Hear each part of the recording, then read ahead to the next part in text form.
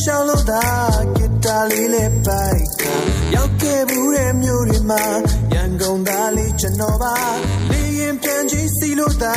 ဂီတာလေးနဲ့လိုက်ခဲ့တာကံကောင်းမြို့ရဲ့နေရာဂီတာတီးတဲ့ကောင်းလေး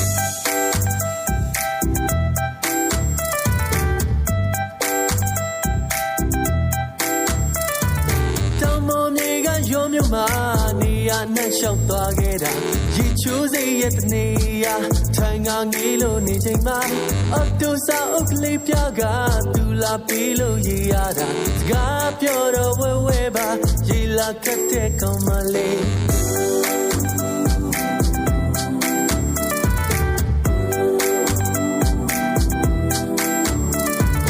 သူစင်တရှင်ချစ်ချစ်စရာတပေါ်ရလေကောင်းကြတာအပြန်မှာမော်တော်ကားနဲ့ကြုံလာတာတောင်မော်တွေကဖြတ်လို့ပါနေပူပြင်းပြင်းနေမှာပင်ပန်းလာပေါ်တီတကားဂီတာတီးတဲ့ကောင်းလေးမြန်မာပြည်ပေါ်ရန်ကုန်သားလေးကျွန်တော်မှအိမ်မက်တစ်ပြည့်နဲ့ရှိတဲ့ဂီတာတစ်လက်တော့ကျွန်မထမ်းလို့မြန်မာပြည်အနက်ချီစက်လက်ပတ်ရတာမင်္ဂလာတရက်တော့တောင်းချင်းတဲ့ဘာဝရှုခင်းတွေကအလှတွေပြိုင်ဆိုင်နေပို့လို့မဆန့်တွင်လိုက်ခြင်းမျိုးနောက်ဆုံးမဆန့်တဲ့ကောက်ကြောင်အလှပြီးတော့